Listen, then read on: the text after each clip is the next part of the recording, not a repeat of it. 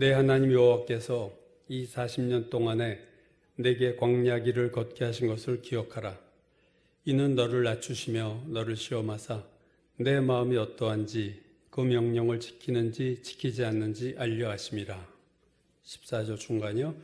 여호와는 너를 애굽 땅 종되었던 집에서 이끌어내시고 너를 인도하여 그 광대하고 위험한 광야 곧 불뱀과 전갈이 있고 물이 없는 간조한 땅을 지나게 하셨으며 또 너를 위하여 단단한 반석에서 물을 내셨으며 내 조상들도 알지 못하던 만나를 광야에서 내게 먹이셨나니 이는 다 너를 낮추시며 너를 시험하사 마침내 내게 복을 주려 하심이었느니라.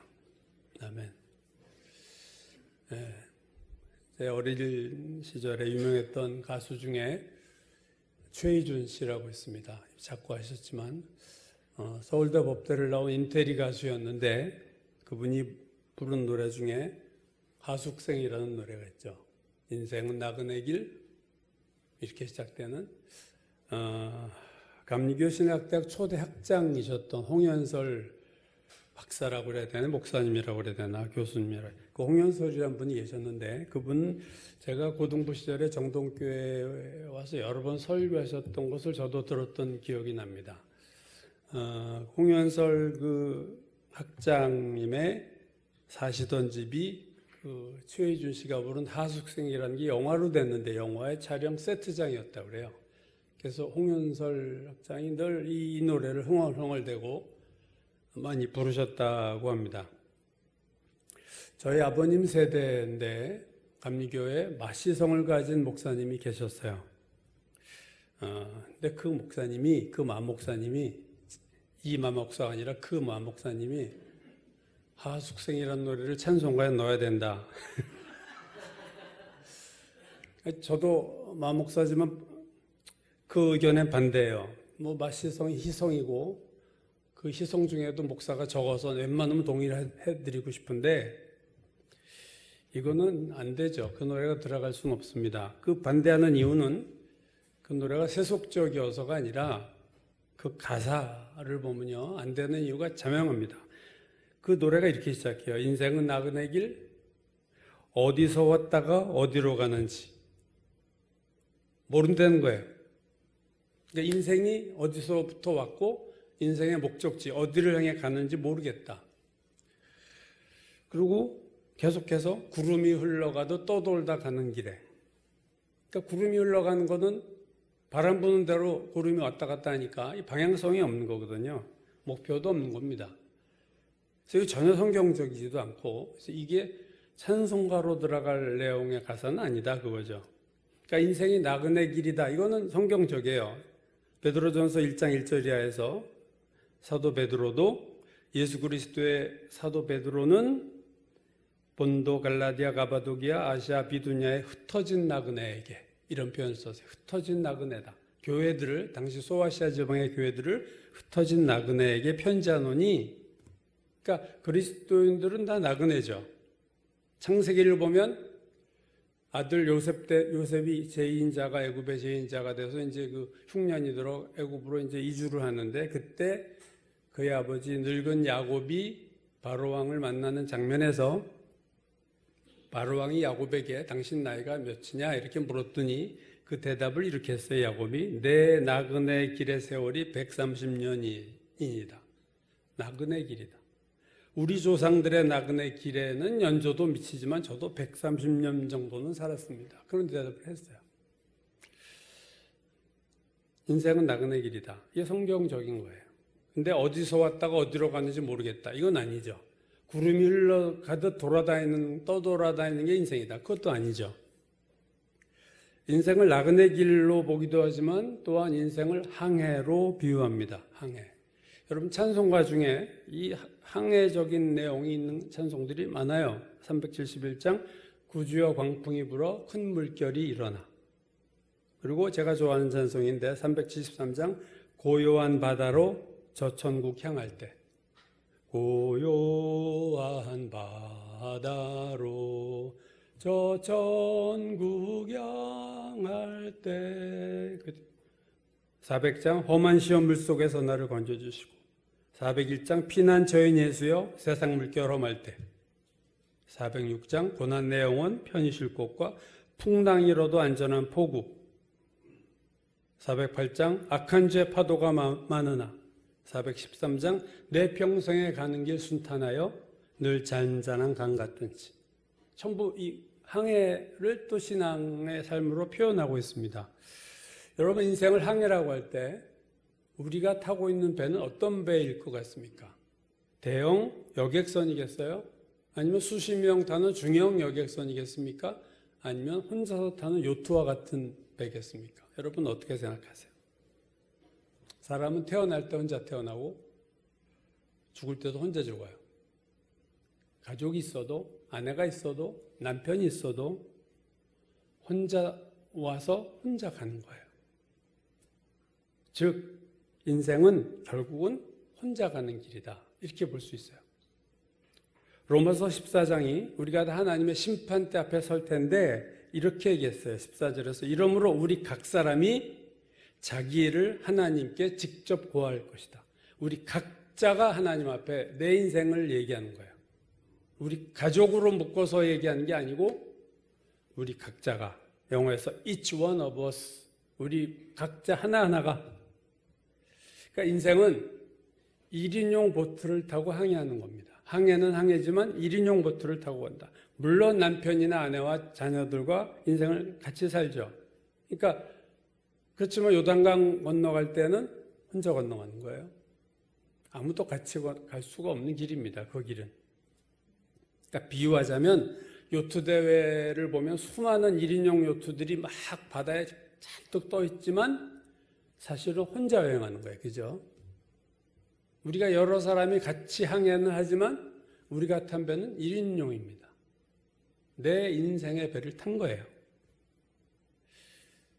자, 그래서 1인용 요트를 타고 항해하는 게 우리 인생인데 또 하나 물어야 될 질문은 그거예요. 우리의 이 항해에는 목적지가 있느냐? 아니면 그냥 여행용 유람선 요트를 타고 있는 것인가? 유명한 천상병 시인의 유명한 귀천이라는 시에서 마지막 구절이 이렇게 되죠. 유명한 구절입니다. 나 하늘로 돌아가리라. 아름다운 이 세상 소풍 끝나는 날 가서 아름다웠더라고 말하리라. 이 천상병 시인은 동백님 사건, 여러분 모르실 거예요. 그게 한 60년대, 그러니까 동베를린 간첩단 사건인데요. 동백림이라는 게 동베를린의 그때 한자어 표현이었어요. 그걸로 잡혀가지고 심한 고문을 받아가지고 말도 어눌해지고 말년에 되게 힘들었던 삶을 후유증으로 고생을 많이 했던 시인입니다. 원래 카톨릭이었는데 마지막 때 교회 개신교로 이렇게 바꿨죠.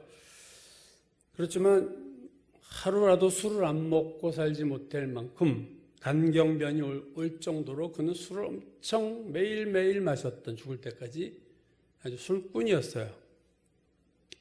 그래서 이 귀천이라는 시를 보면 그리스도인이라 그런지 천국에 대한 소망도 있어요. 하늘로 돌아가리라. 근데 이 세상을 어떻게 생각했냐? 소풍 온 날, 소풍 온 것이다. 그래서 내가 죽는 날이 이 세상 소풍 끝나는 날, 소풍 왔다가 이제 소풍이 끝났어. 그래서 집으로 가는 거죠. 그러니까 많은 사람들이 인생이 나그네 길이다 동의하지만 정처 없이 다닌다고 생각하고, 많은 사람이 인생이 항해라는 것에 동의하지만 그냥 여행 다니는 유람으로 생각하는 사람들이 많습니다. 특히 믿지 않는 자들은 거의 그렇게 생각할 거예요. 1972년에 나온 팝송인데 75년에 리메이크, 로드 스튜어트라는 사람이 리메이크해서 유명해진 노래 중에 세일링이라는 노래가 있어요. I am sailing, I am sailing 이렇게 나가는, 여러분 들어본 분 있을 거예요. 근데 그 가사가 참 놀라워요. 저도 가사를 대충 들었을 때 몰랐는데 어느 순간 알게 됐어요. 나는 세일링, 항해 중입니다. 가사가 이렇게 되죠. 바다를 건너 고향집을 향해서. 폭풍이 치는 바다를 저는 항해 중입니다. 그리고 마지막에 놀라워요. 주님께 가까이 가기 위해서. 팝송에 이런 가사가 나온다니 좀 놀라운 거죠. 자유를 얻기 위해서, to be free. 자유를 얻기 위해서 주님께 가까이 가기 위해서 나는 항해 중입니다. 그게 마지막 후렴에 3번이나 반복되는 구절이에요. 참 놀라워요. 그래서 저는 하숙생이 찬송가에 들어오는 거는 반대하지만 세일링이 들어온다면 찬송할 거예요. 아주 성경적인 복음성과 같은 찬송가로 들어와도 전혀 손색이 없는 인생을 항해로 보고 나는 폭풍이 있는 바다를 항해하는데 주님께 가까이 가기 위해서 항해하고 자유를 얻기 위해서 항해한다. 이게 찬송가 같아요, 가사. 그러니까 결국 그리스도인의 인생 항해란 1인용 보트를 타고 항해하는 인생인데 목적지가 분명한 항해죠. 천국을 향해서 우리는 세일링하고 있고 주님을 향해서 세일링하고 있다. 항해하고 있다. 목적지는 천국이다.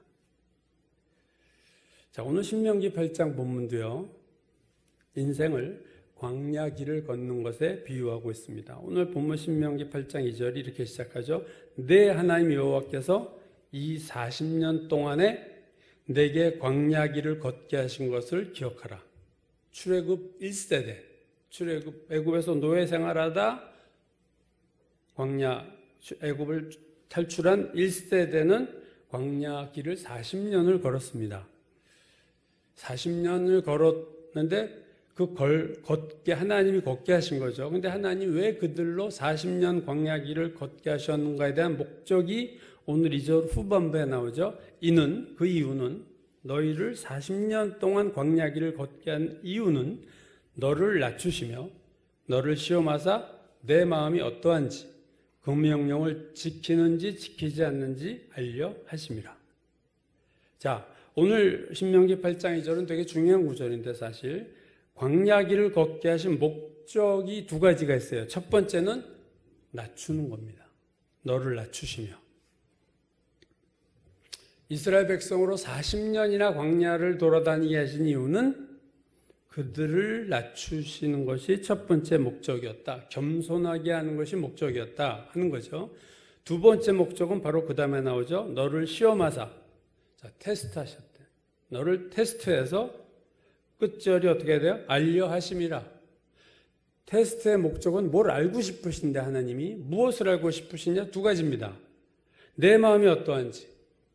2번째, 그 명령을 지키는지 지키지 않는지를 2가지를 테스트해서 시험해서 알려고 하셨던 것이 광야 40년을 걷게 하신 이유다.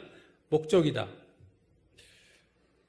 하나님의 테스트, 하나님이 알고 싶어서 테스트하신 건 2가지예요. 내 마음이 어떠한지, 그 명령을 지키는지 지키지 않는지. 마음이 어떠한지라는 것은 뭘 말하느냐면 그들이 하나님을 마음으로 얼마나 신뢰하고 믿는지 그걸 보시려고 했던 거고요. 2번째, 명령을 지키는지 지키지 않는지. 이건 마음이 아니죠. 이건 행동입니다. 이건 순종의 문제예요. 하나님이 알고 싶으셨던 것은 그들이 하나님을 믿고 신뢰하는지와 그들이 하나님의 명령을 순종하는지 순종하지 않는지 그거를 아시기 위해서 테스트를 하셨다. 백성들의 마음과 백성들의 행동을 달아보시기 위해서 그들이 얼마나 그 마음에 하나님을 믿으며 신뢰하며 그들이 삶이 구체적으로 행동이 하나님 말씀에 순종하느냐 순종하지 않느냐를 테스트하셨다. 그걸 알고 싶으셨다 그거죠. 결국 하나님께서 이스라엘 광야 백성을 테스트하신 2가지는요. 믿음과 순종입니다. 믿음과 순종. 아주 중요한 거죠. 우리 신앙생활에서. 우리가 얼마나 하나님을 믿고 사느냐, 얼마나 신뢰하고 사느냐와 우리가 구체적으로 행동으로 하나님의 말씀을 명령을 지키느냐 지키지 않느냐. 그리고 그 테스트를 어디서 하셨느냐? 장소가요. 광야입니다. 믿음과 순종의 테스트를 적과 꿀이 흐르는 가나안에서 하신 것이 아니라 광야에서 하셨다. 험한 광야에서 하셨다. 즉 하나님의 테스트는요. 우리가 만사형통할 때 순종하느냐를 보신 게 아니고 우리에게 어려움과 고난이 있을 때 하나님을 신뢰하느냐? 험한 광야 길에서도 네가 내 명령에 순종하느냐? 거기에 초점을 두고 계셨다는 거죠. 그러니까 광야를 걷게 하신 이유는 첫 번째, 낮추려고 하신 거예요. 두 번째는 믿음과 순종의 삶을 테스트하기 위해서 광야 길을 걷게 하셨다는 거죠. 여러분, 사람이 낮아지는 거, 겸손해지는 거는요, 방법이 없어요. 광야 길을 걸을 때 낮아집니다. 꽃길만 걷고 싶어요, 우리는 솔직히.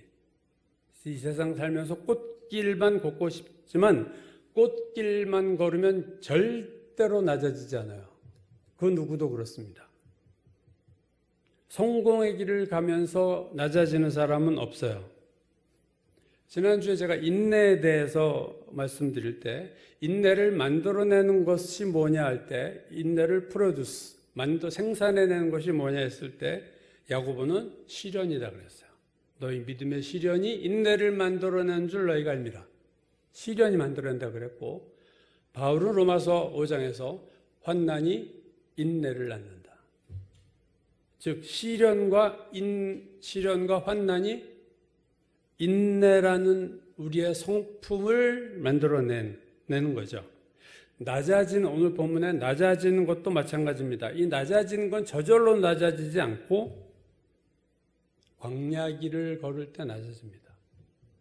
이건 뭐 어떻게 다른 방법이 없어요. 다른 방법이 있다 하나님이 광야를 안 걷게 하셨겠죠. 뭐 굳이 우리를 괴롭게 하실 마음이 하나님이 없으신 분이니까. 명예가 높아질 때 낮아지지 않고 재물이 많아지는데 낮아지질 않아요. 사람이 낮아지는 그 반대죠, 오히려. 하나님이 믿음과 순종을 항상 우리를 테스트하시는데 우리 인생에서 내가 평안하고 형통할 때 테스트하지 않으시고 내가 어렵고 힘들 때 정말로 나를 믿느냐? 네가 어렵고 힘든데 순종하느냐? 이 부분을 보신다는 거죠. 광야에서 낮아지고 광야에서 믿고 순종하는 것, 그걸 테스트하는 것이 하나님이 광야를 걷게 하신 이유요 목적이다. 그러면 하나님이 광야 40년을 걷게 하신 이유와 목적이 그게 전부냐? 낮아지게 하시고 하나님을 믿고 순종하게 하는 것이 전부냐? 그렇지 않습니다. 오늘 두 번째 본문이죠. 8장, 같은 신명기 8장 14절 중간에서 16절까지의 말씀을 다시 한번 보죠. 여호와는 너를 애굽 땅 종되었던 집에서 이끌어내시고 너를 인도하여 그 광대하고 위험한 광야, 곧 불뱀과 전갈이 있고 물이 없는 간조한 땅을 지나게 하셨으며 또 너를 위하여 단단한 반석에서 물을 내셨으며 내 조상들도 알지 못하던 만나를 광야에서 내게 먹으셨나니 이는 그 이유는 다 너를 낮추시며 너를 시험하사. 자, 여기까지는 똑같죠. 8장 2절과 같은 반복입니다. 너를 낮추시며 너를 시험하사. 광야 길을 걷게 하신 이유가 8장 2절과 똑같아요. 근데 8장 2절에 없는 중요한 내용이 있습니다. 그 다음입니다. 마침내 내게 복을 주려 하심이었느니라. 자, 이 부분이에요. 낮추시고 믿음과 순종을 테스트하시기 위해서 광야를 걷게 하셨다. 근데 그게 끝이 아니라 그건 과정이고 하나님의 결론은, 최종 목적은 마침내 너를 복주기 위해서다. 이게 오늘 신명기가 말씀하는 매우 중요한 말씀입니다. 그러니까 8장 16절에 광야 길을 걷게 하신 하나님의 전체 그림이 그려져 있어요. 1단계는 낮추시는 것, 그들의 믿음과 순종을 테스트하시고, 그러나 최종 목적은 그걸 통해서 그들에게 복을 주시려고 했다. 이게 신명기 8장이 말하는 매우 중요한 말씀입니다. 하나님이 하시는 일의 결론은 항상 똑같아요. 항상 축복입니다. 합력하여 선을 이루게 하시고, 히브리서 11장 6절에 말씀하듯이 자기를 찾는 자에게 상 주시는 이심을 너희는 믿어야 된다. 하나님께 나가는 자는 반드시 그가 계신 곳과 또 자기를 찾는 자들에게 상 주시는 이심을 믿어야 할지니라. 하나님은 결국 상을 주시기를 원하고 축복하시기를 원하시는 거예요. 그런 의도와 그런 목적이 항상 있으신 분이 하나님이다. 그러니까 낮추신 이유는 광야에서 이스라엘 백성을 축복받을 그릇으로 만드시려고 그렇게 하신 거죠. 축복받을 그릇이 아직 안 됐으니까 그릇으로 만들려고 하셨고, 믿음과 순종을 테스트하신 이유는 믿음과 순종의 사람이 되게 하셔서 하나님의 축복을 다 받을 수 있게 하시기 위해서 이 과정을 허락하셨다, 그거죠. 자, 그게 하나님의 출애굽의 목적입니다. 광야를 걷게 하신 목적입니다. 자, 그렇다면 실제로 어떻게 됐는가? 이게 중요하죠. 하나님의 이건 의도였고, 이스라엘 백성이 낮아졌는가? 광야에서 이스라엘 백성이 하나님을 신뢰하고 순종했는가? 성경을 보면 잘 알듯이 그 반대예요. 사실 안타까운 일이지만 광야 이스라엘 백성들이 자주 했던 말이 뭐냐면 우리를 죽게 하느냐? 이런 말이야. 바로의 군사들이 쫓아오니까 우리를 바로의 군사들에게 죽게 하려 하느냐? 홍해 건너기 전이죠. 또 가다가 물이 없어. 우리를 목말라 죽게 하느냐? 계속 반복해서 나오는 표현입니다. 이스라엘 백성이. 또 어느 날 갑자기 고기 먹고 싶다고. 애굽에서 먹던 그 고기가 먹고 싶다. 그러면서 우리를 여기서 배고파 죽게 하려느냐? 또 그렇게 얘기했어요. 그래서 만날 주셨잖아요. 메추라기 주셨잖아요. 그리고 12정탐꾼 보내서 10명이 이거 들어가면 다 죽습니다. 그랬더니 뭐라고 그랬어요? 우리를 칼로 죽이려느냐 여기서? 이게 그들의 상습적인 어려운 광야에서 어려운 일을 당할 때마다 그들이 했던 말은 우리를 이러이러한 이유로 우리를 여기서 죽게 하려느냐? 이게 그들의 했던 말이에요. 또 그들은 또 하나 늘 뭐가 없다 이런 얘기를 많이 했어요. 여기는 고기도 없다. 여기는 마실 물도 없다. 치사한 양념까지 다 얘기하는데 생선도 없고 오이도 없고 참외도 없고 부추와 파와 마늘도 없다. 이게 성경에 나온 얘기들이에요. 부추, 파, 마늘 없는 얘기까지도 원망을 해요. 여기는 무화과도 없고 포도도 없고 석류도 없다. 이게 다 성경에 나온 얘기입니다. 광야 이스라엘 백성이 뭔가 힘든 상황이 오면 꼭 여기서 우리를 죽이려느냐? 당신 모세와 하나님이 우리를 여기서 죽이려느냐? 왜 이러이러한 거 여기는 없느냐? 원망이죠. 광야 이스라엘 백성은요, 광야에서 힘든 상황이 오면 어김없이 원망을 했어요. 뭐가 없다. 여기서 죽여라 우리를. 결국 마지막 가나안을 바라보는 가데스 바네아라는 곳에 12정탐꾼을 보냈는데 10명이 부정적인 보고를 하고 여호수아와 갈렙만이 아니야 우리 하나님 주신 땅이다 했는데 과반수를 훨씬 넘는 정탐꾼들의 의견을 백성들이 받아들여서 그들이 밤새 통곡을 해요. 정말 이제 우리 망했다 하는 그 눈물이죠. 그래서 울고 밤새 울고 나니까 하나님이 민수기 14장에서 최종 판정을 하시는데 이렇게 판정하셨습니다. 이스라엘 자손이 나를 향하여 원망하는 바 그 원망하는 말을 내가 들었다.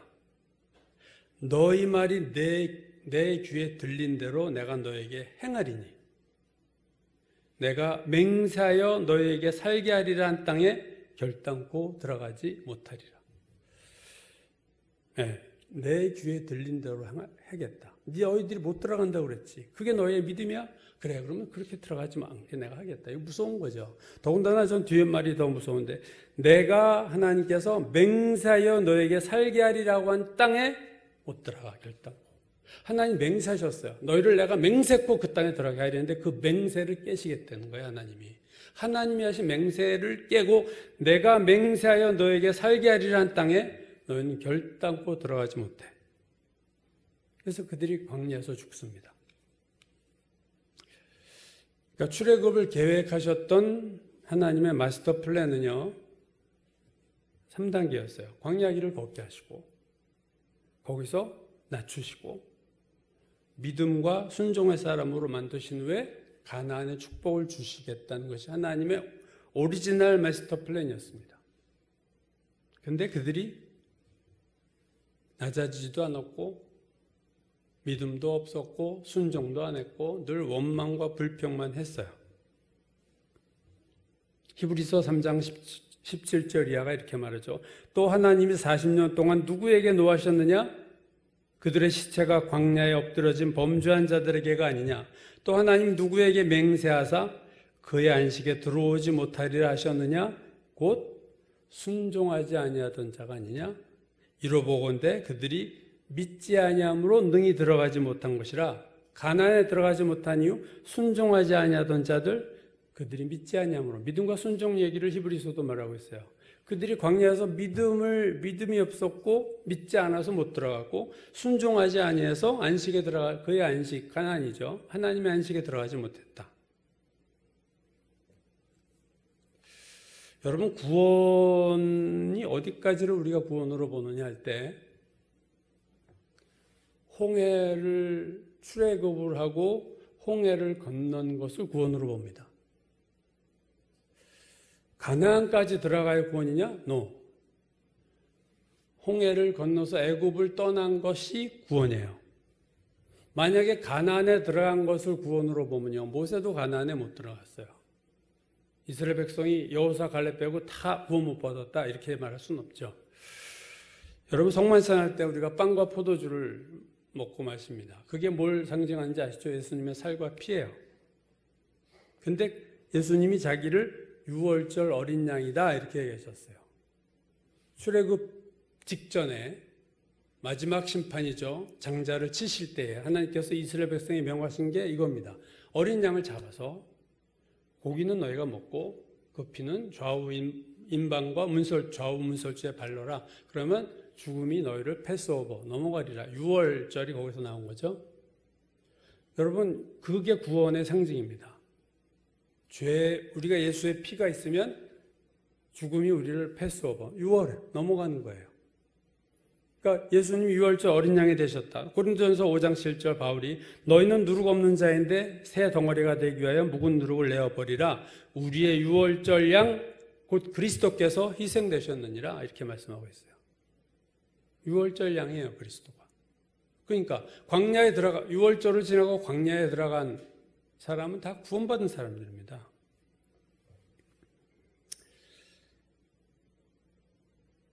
신명기 8장은 지금으로부터 사실 오래 옛날 옛적 얘기예요. 한 3,300년 전 일어난 일이죠. 정말로 까마득한 옛날에 일어난 일입니다. 이 신명기 8장의 말씀이 우리와 무슨 상관이 있느냐 하는 거죠. 바울은 출애굽 이스라엘 백성의 광야의 생활에 대해서 고린도전서 10장에서 이렇게 언급해요. 형제들아, 나는 너희가 알지 못하기를 원하지 아니하노니 우리 조상들이, 출애굽 이스라엘 백성이죠, 다 구름 아래에 있고 바다 가운데로 지나며 모세에게 속하여 다 구름과 바다에서 세례를 받고, 자, 이걸 세례라고 표현했어요. 구름과 바다에서 홍해를 건너는 과정, 이게 세례다. 또 같은 신령한 음식을 먹으며 같은 신령한 음료를 마셨으니 이는 그들을 따르는 신령한 반석으로부터 마셨음에 그 반석은 곧 그리스도다. 광야의 반석이 그리스도다. 신령한 영적인 음료, 영적인 음식을 먹었다. 만나를 먹고 메추라기를 먹고 반석의 물, 이게 다시 영적인 걸 마셨다. 여기까지 다 좋아요. 그러나 이게 반전이죠. 바울이 얘기합니다. 그들이 그렇게 신령한 세례도 받고 신령한 음식, 신령한 음료를 신령한 반석으로부터 마셨는데, 그러나 그들의 다수를 하나님이 기뻐하지 아니하셨으므로 그들이 광야에서 멸망을 받았느니라. 이러한 일은 우리의 본보기가 된다. 자, 이 말이죠. 이 일은 3,300년 전에 일어났던 일은 오늘 우리에게도 본보기가 돼서 우리로 하여금 그들이 약을 즐겨한 것 같이 즐겨하는 자가 되지 않게 하려 합니다. 우리의 본보기다. 반면교사다.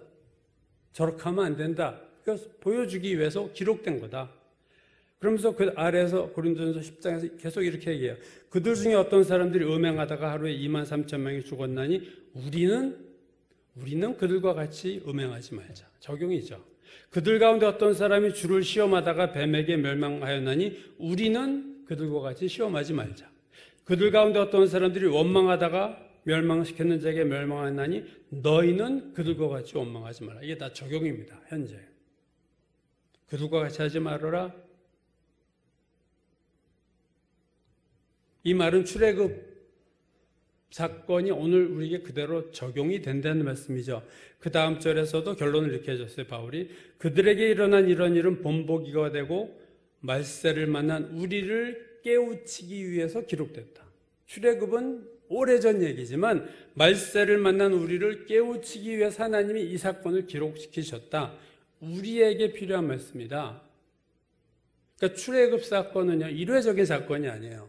오늘도 계속해서 출애굽 구원이 일어나거든요. 지금 오늘도 구원받는 백성이 생겨나고 출애굽이 이루어지고, 그래서 하나님의 백성, 하나님의 교회 출애굽은 반복되고 있습니다. 출애굽이 반복, 끊임없는 구원이 반복되고 광야 생활이 반복되고 있어요. 우리가 광야 생활을 살고 있잖아요. 하나님의 구원받은 백성들도 광야 같은 고난이 있잖아요. 자, 모든 하나님의 백성에게 출애굽이 있었고 광야의 삶이 있습니다. 그런데 광야 이후로는 둘로 나눠져요. 뭐예요? 그냥 광야에서 죽는 사람들과 가나안까지 들어가는 사람들로 나눠집니다. 히브리서 4장 1, 2절 그러므로 우리는 두려워할지니 그의 안식에 들어갈 약속이 남아있을지라도 너희 중에 혹 이르지 못할 자가 있을까 함이라. 그들과 같이 우리도 복음 전함을 받은 자이나 들은 바 그 말씀이 그들에게 유익하지 못한 것은 듣는 자가 믿음과 결부시키지 아니합니다. 가나안에 들어간다는 것은 물론 여러 가지 의미 중에 하나가 천국에 간다는 의미도 있지만 이 땅에서 놀라운 축복을 맛보는 거예요. 가나안에 들어가는. 가나안까지 들어갔다. 가나안에 안 들어가도 구원은 되지만 가나안에 들어간 신앙도 있고 못 들어간 신앙도 있다. 여러분 구약에 나오는 구원의 모델은요 그거예요. 출애굽, 광야, 가나안. 이게 구원의 모델이에요. 그러니까 구원의 모델은 출애굽, 가나안이 아니라는 거예요. 가운데 뭐가 반드시 들어갑니까? 광야가 들어가요. 광야가. 출애굽, 광야, 가나안.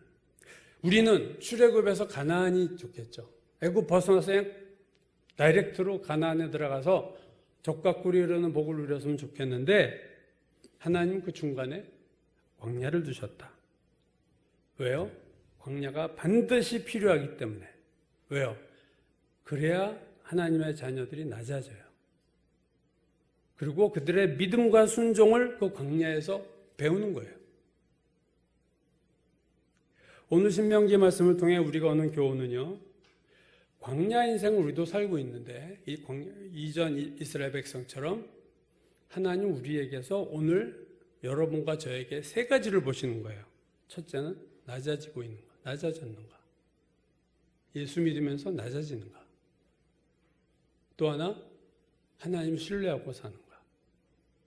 특히 어려울 때. 좋을 때야 뭐 웬만한 신자는 다 하나님 믿습니다 그래요. 헌금도 하고 감사헌금도 하고 할렐루야 합니다. 근데 어려운 일이 터질 때 그때도 하나님을 붙잡느냐. 이스라엘이 그걸 못해서 가나안에 못 들어갔거든요. 그때마다 원망했거든요. 힘만 들면 원망했어요. 물이 나오면 좋아했죠. 메추라기 만나 먹을 땐 좋아했죠. 하나님은 오늘 우리들에게 우리의 낮아짐을 체크하세요. 우리를 낮추시길 원하세요. 또 하나는 나를 신뢰하는가를 보십니다. 그리고 내 말씀에 순종하는가를 보세요. 이게 하나님이 요구하는 세 가지예요. 오늘 저와 여러분의 요구하시는 세 가지. 겸손과 믿음과 순종입니다. 여러분 자신을 돌아보세요. 여러분은 살면서 점점 겸손해지시나요? 나이 먹을수록 세월이 갈수록 하나님을 더 신뢰하고 하나님 없이는 제가 아무것도 못합니다. 이런 사람으로 변화되는가요? 그리고 신앙생활 오래 할수록 점점 더 말씀에 순종하는 삶을 사시나? 이걸 체크를 하셔야 돼요. 말씀을 많이 아는가가 아니고 아는 말씀이 적어도 순종하는 사람이 있고 머리로 말씀 많이 하는데 불순종하는 사람들이 있어요. 중요한 건 순종이에요. 순종이 제사보다 낫다. 사울왕에게 했던 말이죠. 사무엘이. 자꾸 사람은 나를 높이고 싶어요. 하나님은 우리를 낮추기를 원하세요. 우리가 세상 살면서 자꾸 나를 신뢰하려고 그러고 세상을 신뢰하려고 그러는데 하나님은 너는 나를 신뢰해. 이게 세상 방식과 역입니다. 그리스도인의 삶은 사실은 원리가 반대예요. 세상이 하는 방식대로 살고 내 생각대로 사는 것이 아니라 말씀대로 살으라는 거예요. 말씀에 순종하라는 거예요. 사사기가 뭐예요? 그때는 왕이 없으므로 각기 자기 소견에 옳은 대로 살았더라. 이게 사사기의 키센텐스예요. 주제입니다.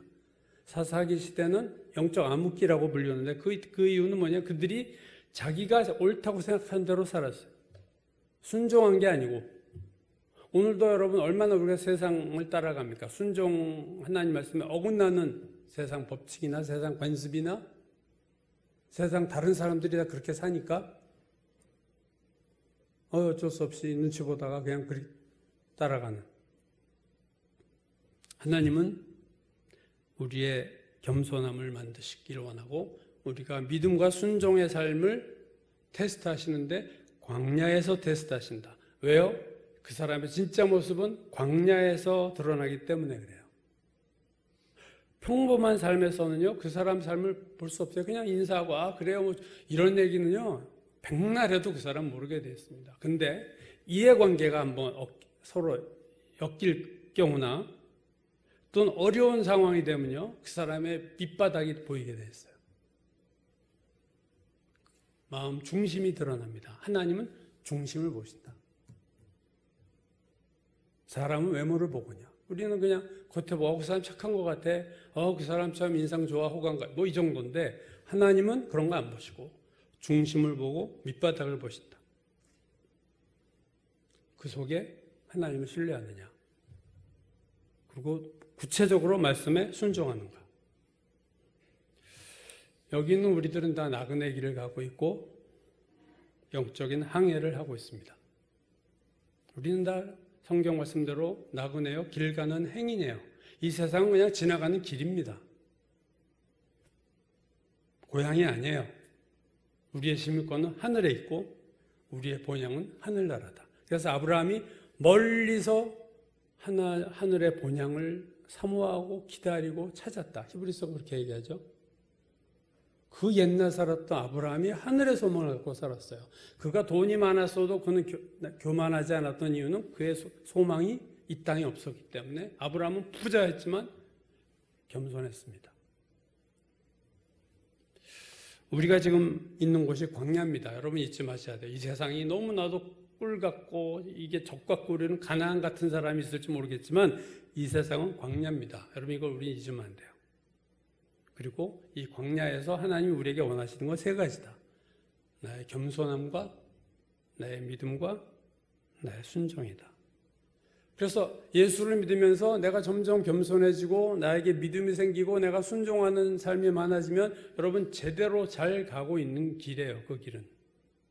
신앙생활 잘 하는 겁니다. 그런데 갈수록 내가 교만해지고 세상을 신뢰하고 나를 신뢰하고 또 하나님 말씀 신경도 안 쓰고 사는 주일날만 와서 그냥 예배드린다. 이거는요 빨간불이 켜진 거예요. 하나님 앞에 서는 날 이 부분이 하나님 우리를 물으실 것 질문이기 때문에 그렇습니다.